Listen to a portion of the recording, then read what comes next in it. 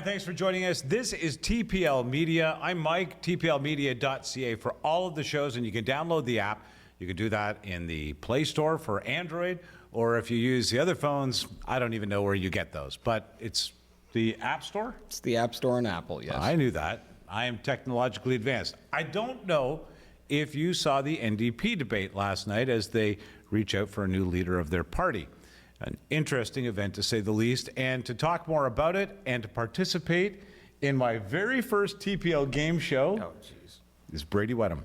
We're doing a game show? You just told me you wanted me to watch the NDP gimmick and then comment on it, and I don't did. think that they refer to it as a gimmick. No, it's a gimmick. If you watch what I watched for an hour and 26 minutes, you'll realize it's a gimmick. Well, I am sorry that I subjected you to that, but it is important. After all, they are, I guess, the third party in Canada. And they needed a new leader, and so I don't think I've seen. I have not seen a cast of characters like that outside of a carnival. Yeah, one of those ladies looks very angry. Very. I just wanted to say, and I'm not sure about. She's very pretty, but she's very angry. Oh, you know, and she had her points or whatever, but they all agreed off the top to agree off the top, which was an interesting way to start a debate. Okay, you want to play today's game show, Bradie? Not really, but here we are. All right, here we are. It's called the NDP debate. Real policy, or did we just make that up? That's the name of the game show. Are you ready to play? I have my. I'm ready. I have my NDP scorekeeping pen here. Okay.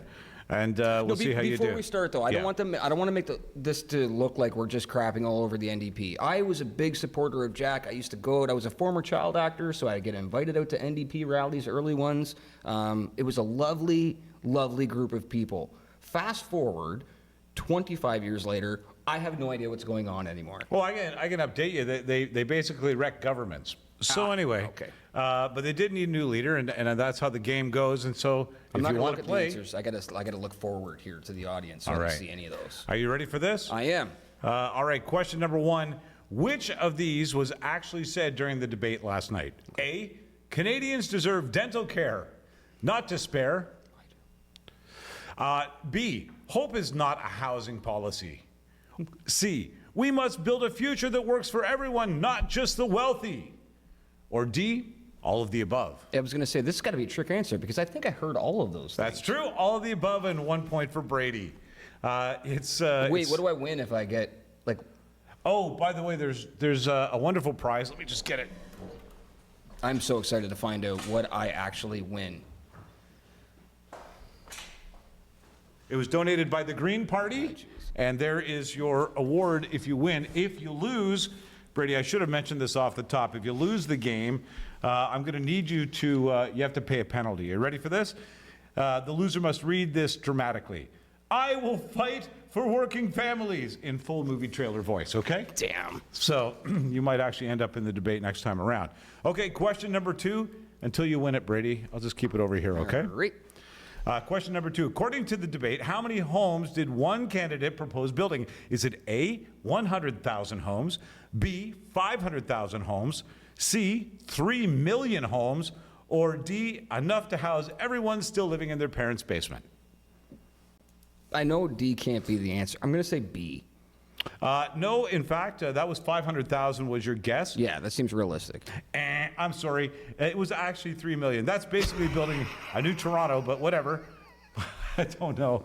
But faster than Toronto can approve a bike lane, so they'd have to get right on that. Question number three, Bradie. Okay. How many times was tax the wealthy mentioned or implied? Is it 2 times, A, B, 5 times, C, 12 times, or D, every time someone blinked? Yet again, I want to pick D, but I feel like that's not the answer. Let's go C. You know what? Not bad, Bradie. Good for another point. Yes, 2-1. Around 12 references or variations therein. At this point in the debate, billionaires are watching the NDP debates like it's a horror movie. Like, they just want me. They want all the flesh on my bones. Question number 5. Which problem... Oh, sorry, we're on question number 4. Question 4, okay. By the way, Bradie, I'm going to need you to keep track of what question we're on as well. All right. Well, I can't look at your paper. I'll be cheating. Fair enough. Question number 4, the blame game. Who got blamed the most? A, conservatives, B, corporations, C, billionaires, or D, all of the above? Oh, I want to take I'm going to take D this time. Yeah. Absolutely. All of the above. Somewhere a billionaire corporation run by conservatives felt personally attacked. All of them actually felt personally attacked. Bradie, that's good for a point. Question number 5. Reality versus idealism in this case. Which problem did candidates say government could fix fastest? A, housing. B, inflation. C, healthcare. D, everything simultaneously. I want to pick D again, but I'm going to say healthcare. I feel like NDP used to be like really concerned about healthcare. So let's go healthcare. Bradie, I wish you did pick D because the answer is everything simultaneously. You see, government efficiency is at its strongest during debates. I'm sure we'll be able to pull that off. That's an X for Bradie. Yeah, 3-2 on my end. Yeah, I'm winning. Good scorekeeping. I'm still winning. We're on question number 6, the working class. How many times was working families mentioned during the debate? A, 3 times, B, 7 times, C, 15, or D, more times than either of us have done cardio this year. D and C. D and C. Okay. Yes, indeed. The D and C. Around 15 times is the correct answer. Yeah. You know what? I'll give you that one, Bradie. Oh, wow. Okay, 4-2. Working families got more airtime than Netflix recommendations. I'll be honest with you. Okay, to question number 7. Bonus round audience participation is required. So if you're playing along at home, please go right ahead and play. Which of these is not an NDP policy proposal from the debate? A, wealth tax. B, national rent control framework. C, free post-secondary tuition. Or D, free Leafs Stanley Cup tickets. I'm going to have to say C again.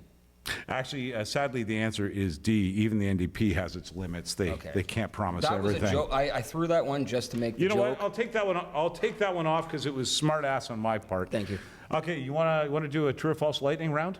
Yeah, I would love to. Okay, here we go. You got to keep score. I've already lost track now that we did that. Okay, we'll count it up at the end. Sandeep, I think that you're keeping score over there. You keeping score, Sandeep? He puts his thumb up like it's not an audio medium too.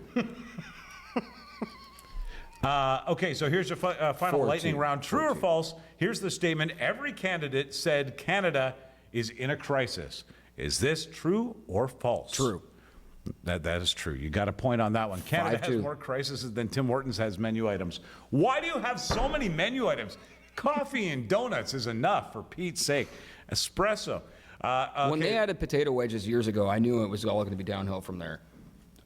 When the window opens now, it's just a waft of potato goulash. Wedges and It's goulash. That's all I smell. Every Tim Hortons smells like goulash. I'm going to keep going. Doesn't matter. Okay, goulash, listen, I got a bonus one for you. You want to do a bonus question? Yeah, please. What's the NDP's favorite 3-word phrase? F you, Pierre. Close. Working families deserve ... It's their kind of version of Once Upon a Time. It starts every story. I thought we were in a true and false lightning round. Now I have to provide answers? That was it. You did the lightning round, and actually you got a point on that one, but I'm taking it away because you're being critical of the game. Back to and 4-2. That cost you a point. And that means, Bradie, you got 1, 2, it doesn't really matter, Bradie. I'm going to need you to read this statement in the most dramatic voice you possibly can. All right. Coming this summer, I will fight for working families. Congratulations, Bradie. You are our favorite NDP representative. The winner and the loser. Well done. Just like anybody who has watched this, you have won and lost, but it's Friday, and this is what we do on Friday. I really appreciate you're in the parking lot, and I'm like, Bradie, I have a game I want to play. And you're like, oh, for the love of God. You've produced over thousands of episodes of game shows. I thought you were actually going to bring me a big wheel and all this. No, somehow I got dragged back into this. But you got a prize. I did get a prize, and I also got a peace of mind.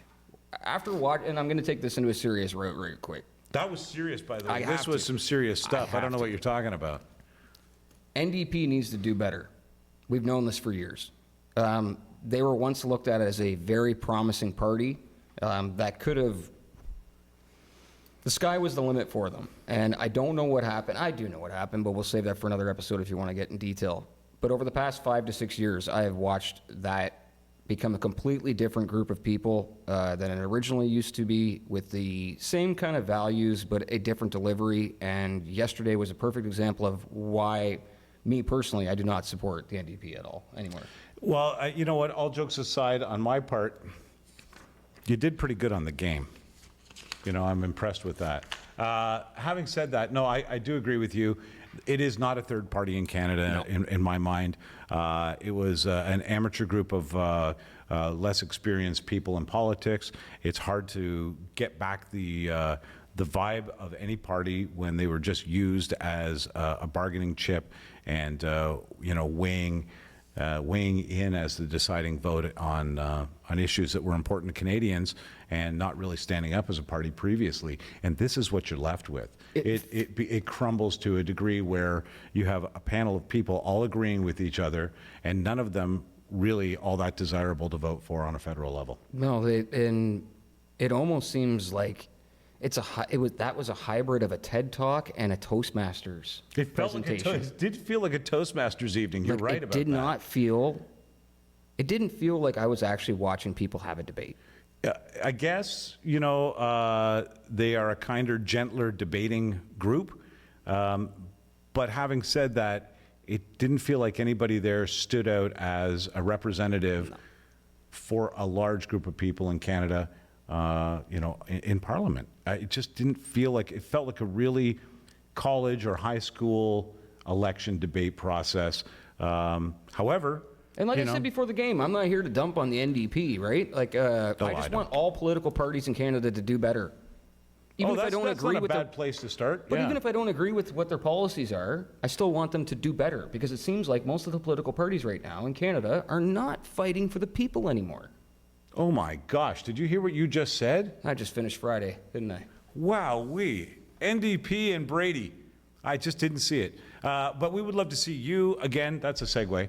I'm sorry, this was a fun Friday afternoon throwaway, but if you saw the debate, you'll see why we did that. We love your comments. I'm sure we're going to get a few on this one. If you've got other questions that we should add to the next speed round, sorry, there was only one question there. I'll be sure to add them. Thanks for joining us. Don't forget to subscribe, tell a friend, and share this around. Maybe not this episode, actually. See you next time.